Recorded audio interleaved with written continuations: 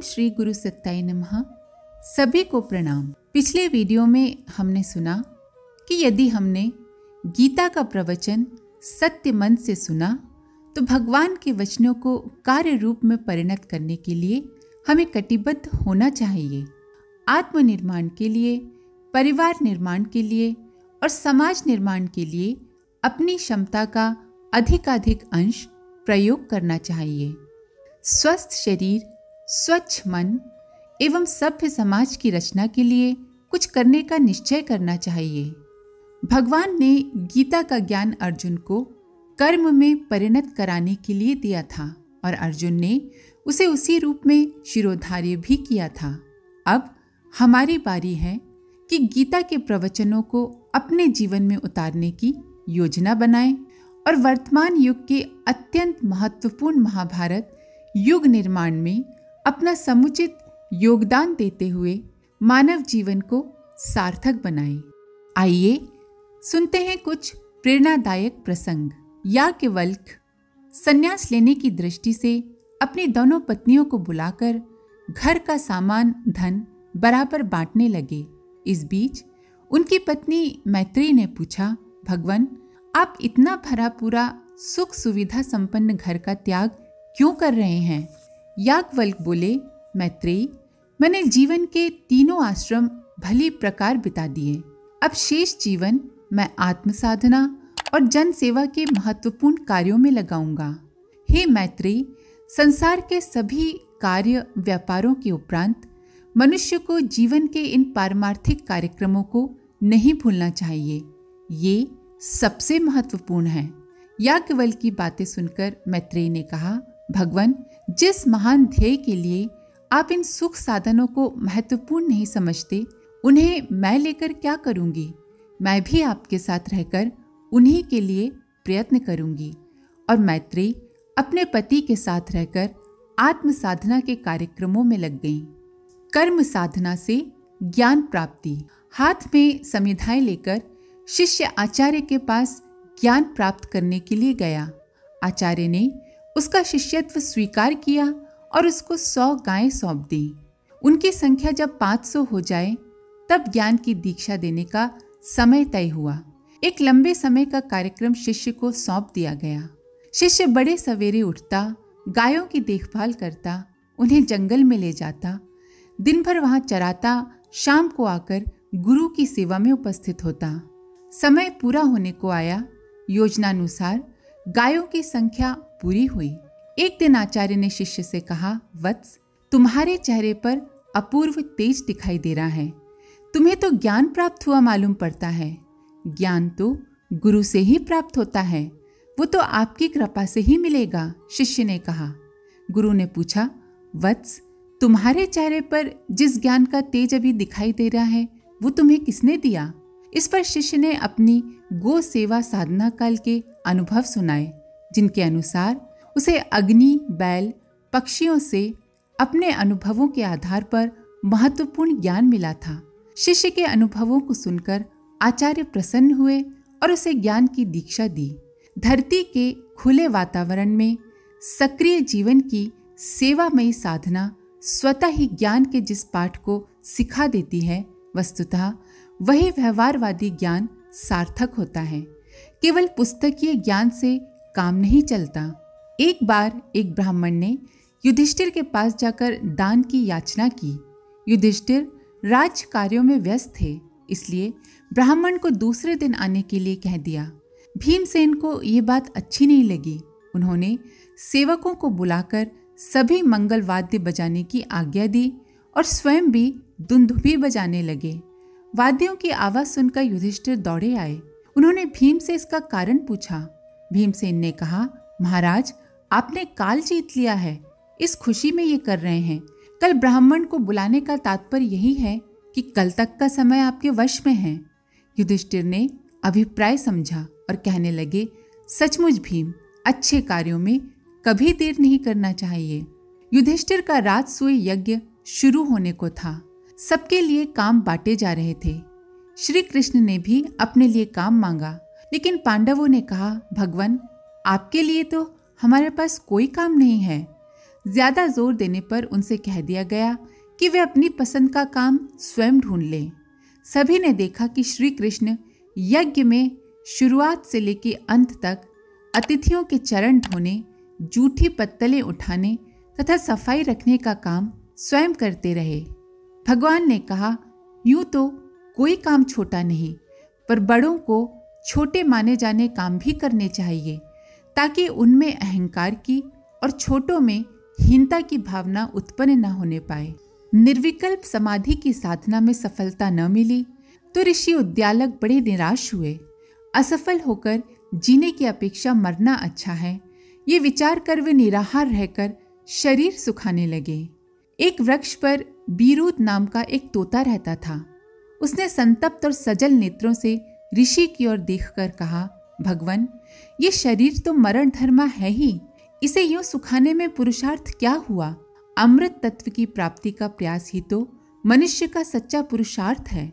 बार बार प्रयत्न करने वाले और असफलताओं से खिन्न न होने वाले ही लक्ष्य को प्राप्त करते हैं। क्या आप ये नहीं जानते? तोते की बात महर्षि के हृदय में प्रवेश कर गई। उन्होंने अपने प्रयत्न फिर से प्रारंभ कर दिए और उन्हें निर्विकल्प समाधि की अवस्था प्राप्त हो गई। एक सेठ जी ने पूरी भागवत की कथा सुन ली, पर मोक्ष के कोई लक्षण दिखाई न पड़े। पंडित जी से शंका व्यक्त की। पंडित जी को लोभ आ गया। पंडित जी बोले, कलयुग में चौथाई फल मिलता है, इसलिए 4 बार कथा सुनो तो पूरा फल मिलेगा। सेठ जी ने वैसा ही किया, फिर भी कोई अच्छे परिणाम नजर नहीं आए। फलस्वरूप पंडित जी से झगड़ा करने लगे। समझौते के लिए एक उच्च कोटि के महात्मा बुलाए गए। महात्मा जी ने बताया कि शुकदेव ने परमार्थ भाव से कथा कही थी और परीक्षित ने आत्म कल्याण के लिए वीतराग होकर सुना था, इसीलिए उन्हें मोक्ष मिला। पर यहाँ पंडित जी ने लोभ के वशीभूत होकर कथा कही और थोड़े खर्च में मुक्ति खरीदने के लोभ में सेठ जी ने सुनी। अतः उद्देश्य कैसे पूर्ण होगा? आत्म कल्याण के लिए बाह्य कर्मकांड ही नहीं, भावनाएं भी होना चाहिए। एक राजा वन भ्रमण करते समय रास्ता भूल गए। रात हो गई तो एक ग्रामीण ने उदारता पूर्वक उनका आतिथ्य किया। चलते समय प्रसन्न होकर राजा उसे एक चंदन का बाग दे गए। ग्रामीण को चंदन की उपयोगिता ज्ञात नहीं थी, अतः चंदन की लकड़ियां काट काट कर उनका कोयला बना बनाकर बेचने लगा। एक पेड़ बचा। उस दिन वर्षा के कारण कोयला नहीं बन सका तो वो लकड़ी लेकर शहर पहुंचा। आज उसे काफी दाम मिले तो उसे चंदन की उपयोगिता का पता चला। इस पर वो बड़ा रोया और पछताया, पर अब क्या हो सकता था? सारा वन तो कट चुका था। मनुष्य जीवन का भी जो दुरुपयोग करते हैं उन्हें भी इसी प्रकार अंत में पछताना पड़ता है। एक बार 5 असमर्थ और अपंग इकट्ठे हुए। अंधा बोला, मेरी आंखें होती तो जो कुछ अनुपयुक्त दिखाई देता उसे ठीक करता। लंगड़ा बोला, मैं तो दौड़ दौड़ कर लोगों की भलाई करता। निर्बल बोला, मेरे पास बल होता तो दीन दुखियों की सेवा सहायता करता। निर्धन बोला, मैं धनी होता तो किसी को भूखे नहीं रहने देता। मूर्ख बोला, मैं पंडित होता तो लोगों को सच्चा ज्ञान देता। वरुण देव ने उनकी बातें सुनी तो दया आ गई, उनकी इच्छाएं पूरी कर दी। अब तो अंधा सौंदर्य दर्शन में ही लीन रहने लगा। लंगड़ा सैर सपाटे के लिए निकल पड़ा। निर्धन धन के नशे में डूब गया।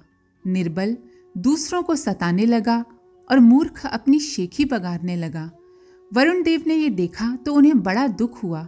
उन्होंने अपनी शक्तियां वापस ले ली। इस पर पांचों पछताने लगे कि प्राप्त अवसर को यूं ही खो दिया।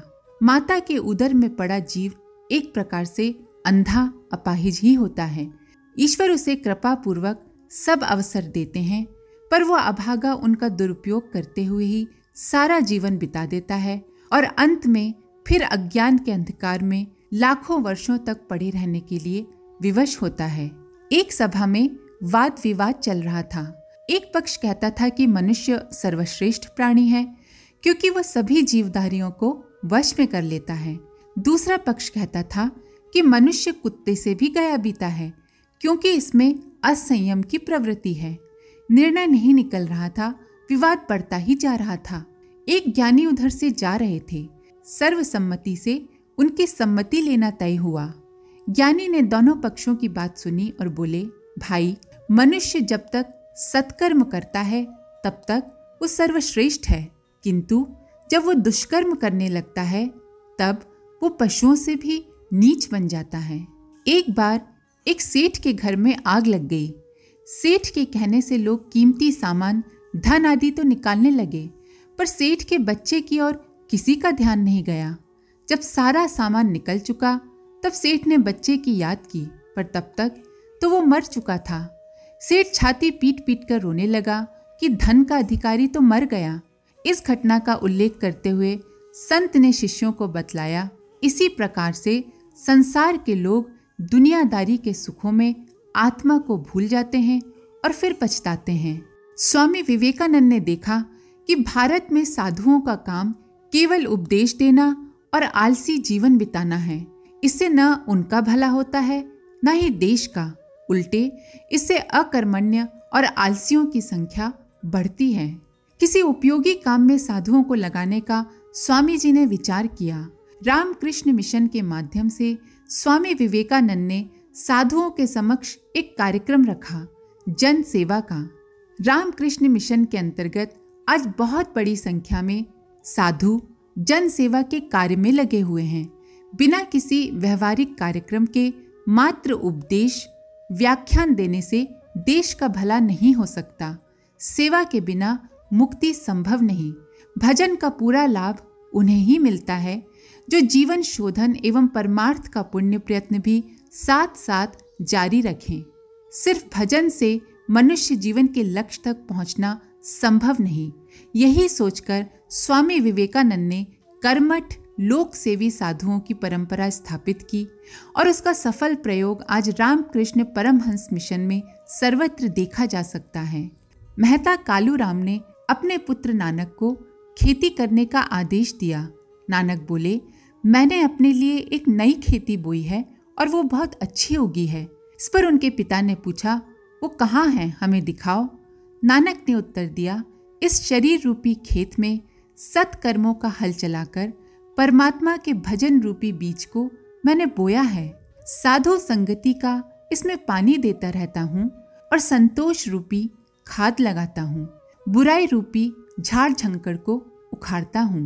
वह घर धन्य है जहाँ ऐसी खेती होती है। गुरु नानक के भोजन के लिए एक धनी के यहाँ से षट्रस व्यंजनों का थाल आया। एक गरीब ने भी सूखी रोटी भेजी। गुरु अमीर का भोजन ना खाकर गरीब का खाने लगे। शिष्यों ने इसका कारण पूछा तो उन्होंने दोनों थालों की रोटियों को निचोड़ कर दिखाया। एक में से दूध जैसी और एक में से खून जैसी धार निकली। गुरुदेव ने कहा, ईमानदारी और परिश्रम से कमाई गई रोटी अमृत तुल्य है और जिसे अनीति पूर्वक कमाया गया हो वह विष तुल्य है। भाई, क्या पढ़ रहे हो? एक आदमी ने दुकानदार से पूछा। दुकानदार बड़ा झुंझलाया और बोला, तुम्हारे जैसे मूर्ख भला इस ग्रंथ को क्या समझेंगे। वो आदमी बोला, लगता है ज्योतिष पढ़ रहे हो, तभी तो जान गए कि मैं मूर्ख हूँ। नहीं, मैं व्यवहार शास्त्र पढ़ रहा हूँ, दुकानदार बोला। तब उस आदमी ने व्यंग्य किया, तभी तुम्हारा व्यवहार इतना सुंदर है। पास खड़े एक बूढ़े व्यक्ति ने कहा, सच है बेटा, पढ़ने का लाभ तभी है जब उसे व्यवहार में भी लाया जाए। अकेले पंडित जी को लेकर मल्लाह उन्हें नाव से छोड़ने के लिए तैयार नहीं हुआ। पंडित जी बोले, अतिरिक्त मजदूरी में मैं तुम्हें 2 सुंदर उपदेश दूंगा। मल्लाह राजी हो गया। नाव चलने लगी तो ब्राह्मण ने पूछा, कुछ उपासना करते हो?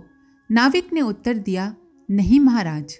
तब तो तुम्हारा 1/3 जीवन व्यर्थ चला गया। फिर पूछने लगे, कुछ पढ़े लिखे हो? नहीं महाराज। मल्लाह ने वैसा ही जवाब दिया। पंडित जी बोले, फिर तो 2/3 जीवन बेकार चला गया। इसी बीच नाव एक चट्टान से टकराकर टूट गई। पंडित जी डूबने लगे। मल्लाह बोला, महाराज तैरना जानते हो? पंडित जी बोले, नहीं। उन्हें बाहर निकालते हुए मल्लाह बोला, तब तो आपका सारा जीवन बेकार चला गया होता। इसीलिए दार्शनिक ज्ञान के साथ साथ व्यवहारिक ज्ञान भी अति आवश्यक है। कर्म से रहित ज्ञान एक पंगु के समान होता है। उससे न तो कोई वस्तु प्राप्त की जा सकती है और न कोई कार्य सिद्ध किया जा सकता है। इसी तरह ज्ञान से रहित कर्म को एक अंधे के सदृश समझना चाहिए। उसको मार्ग अथवा मार्ग का लक्ष्य कुछ भी प्रतीत नहीं होता। इसीलिए ठीक ठीक इष्ट की प्राप्ति उसी मनुष्य को होती है जो मन, वाणी और कर्म से अपने कर्तव्य कर्म को करता है, अर्थात ज्ञान और कर्म से ही इष्ट की सिद्धि होती है। आज के लिए इतना ही। आप सभी का धन्यवाद। ओम शांति।